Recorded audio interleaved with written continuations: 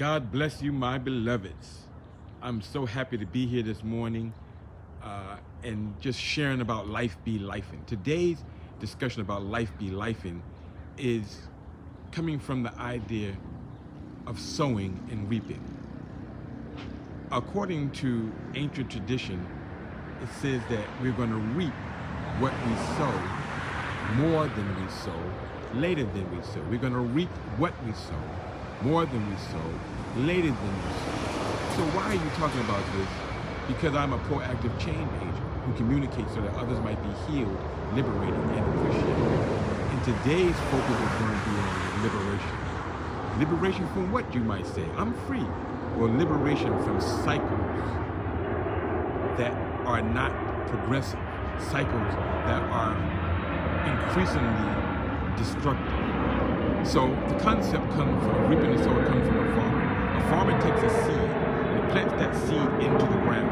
And when that seed goes in the ground, he prepares the soil, makes sure the soil is all right, and he or she plants that seed. By planting that seed, they are planting in hope, believing that the seed by itself has enough life in it to bring forth something different. So sowing has to do with seeds, and it has to do with time, and it has to do with harvesting.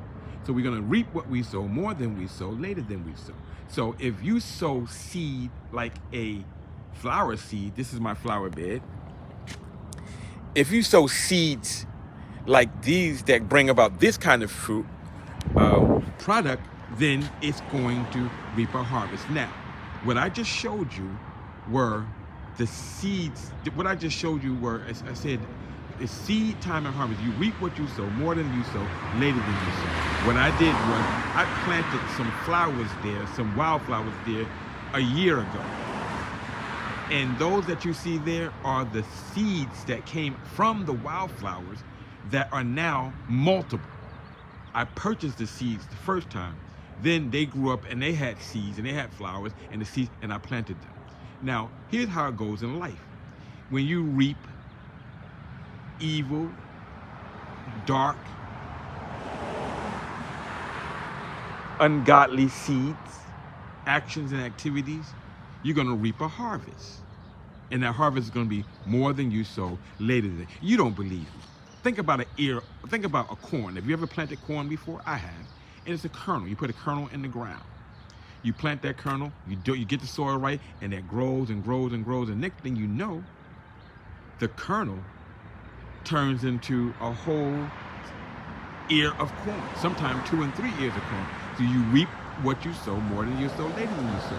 So I want to free you from that cycle of sowing negative and bad seeds and thoughts. Today I want to encourage you to plant seeds of goodness, plant seeds of kindness, plant seeds of righteousness, plant seeds of love, plant good seeds so you can get a good harvest. When I was younger, I planted all these crazy seeds. I was burning up people's mail, doing all kind of crazy stuff, and I reaped a harvest of craziness for a long time. But after a while, I stopped doing those crazy things and started doing kind and loving things to people. So that when I left my phone came back to me. Because when I found somebody's phone, I took it back to them. So when somebody lost their, when someone lost their driver's license the other day, I picked up the driver's license, I looked at the address, and I took the driver's license to the individual, because I would want people to do the same to me. So in this whole thing of reaping what you sow, you want to do unto others as you would have others do unto you. You're going to reap what you sow, more than you sow, later than you sow. It is a principle in the earth realm. I'm encouraging you today to plant seeds of the harvest that you want. You want kindness in your life?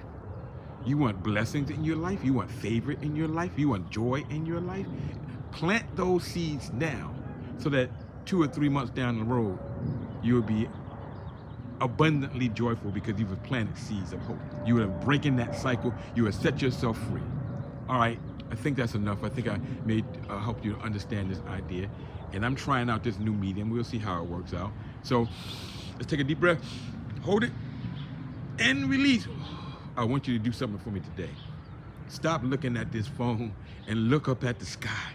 Stop looking at whatever you device. Look up at the sky. Look at the clouds. Look at all this wonderful creation, and then rejoice in it. Keep your hands clean and your heart pure. You can always win with that. This is your brother, Pastor O. Life be lifing.